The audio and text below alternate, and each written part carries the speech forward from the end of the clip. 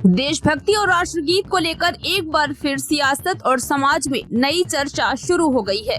गोरखपुर से बीजेपी सांसद रवि किशन ने युवाओं से खास अपील करते हुए कहा कि जनगण मन और साथ साथ वंदे मातरम भी हर युवा को याद होना चाहिए। वहीं गृह मंत्रालय ने राष्ट्रीय गीत वंदे मातरम के संबंध में नई गाइडलाइन जारी कर दी है, जिसके तहत स्कूलों से लेकर सरकारी कार्यक्रमों तक इसे अनिवार्य रूप से गाए या बजाए जाने की बात कही गई है। नमस्कार, मैं काजल तिवारी आपके साथ। आप देख रहे हैं भारत की बात।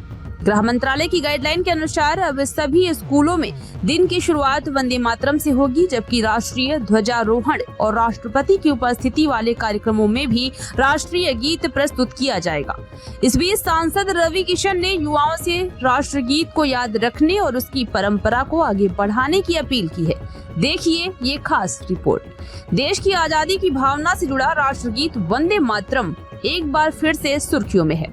गोरखपुर से बीजेपी सांसद रवि किशन ने युवाओं को संबोधित करते हुए कहा कि जिस तरह जनगण मन राष्ट्रगान के रूप में हर नागरिक को याद है, उसी तरह वंदे मातरम भी हर भारतीय के मन में होना चाहिए। सभी को वो दोहे पढ़ने चाहिए। देश का हर युवा चाहता है कि आजादी के समय से जो दोहे पढ़े गए थे उन्हें याद किया जाए। जनगण मन के साथ सभी को वंदे मातरम भी याद करना चाहिए। दरअसल गृह मंत्रालय ने राष्ट्रीय गीत वंदे मातरम को लेकर नई गाइडलाइन जारी की है। इन दिशा निर्देशों के अनुसार राष्ट्रीय गीत के सभी 6 श्लोक गाए या बजाए जाएंगे और इसकी कुल अवधि लगभग 3 मिनट 10 सेकंड तक तय की गई है। गाइडलाइन में यह भी स्पष्ट किया गया है कि जब राष्ट्रगान और राष्ट्रीय गीत दोनों का गायन हो तो पहले वंदे मातरम प्रस्तुत किया जाएगा और उसके बाद जनगण मन गाया जाएगा। नए नियमों के तहत सभी स्कूलों में दिन की शुरुआत राष्ट्रीय गीत वंदे मातरम से होगी। गीत के दौरान सभी छात्रों और शिक्षकों को सतर्क मुद्रा में खड़े रहना अनिवार्य होगा, ताकि राष्ट्र के प्रति सम्मान की भावना बनी रहे।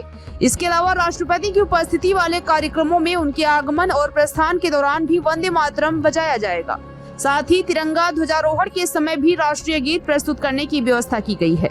गृह मंत्रालय की गाइडलाइन में ये भी कहा गया है कि राष्ट्रीय गीत बजाने से पहले लोगों को संकेत दिया जाएगा, ताकि सभी सचेत हो सके और सम्मान पूर्वक खड़े होकर गीत सुन सके। सरकारी कार्यक्रमों में वंदे मातरम के गायन या वादन को अनिवार्य करने का उद्देश्य देशभक्ति की भावना को मजबूत करना और युवाओं को राष्ट्र के इतिहास से जोड़ना बताया जा रहा है।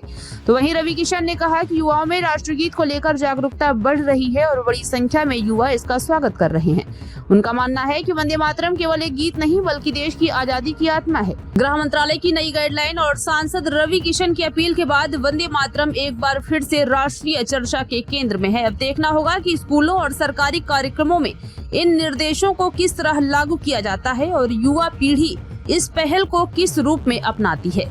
मिलते हैं अगली जानकारी के साथ, अब तक के लिए बने रहें भारत की बात के साथ।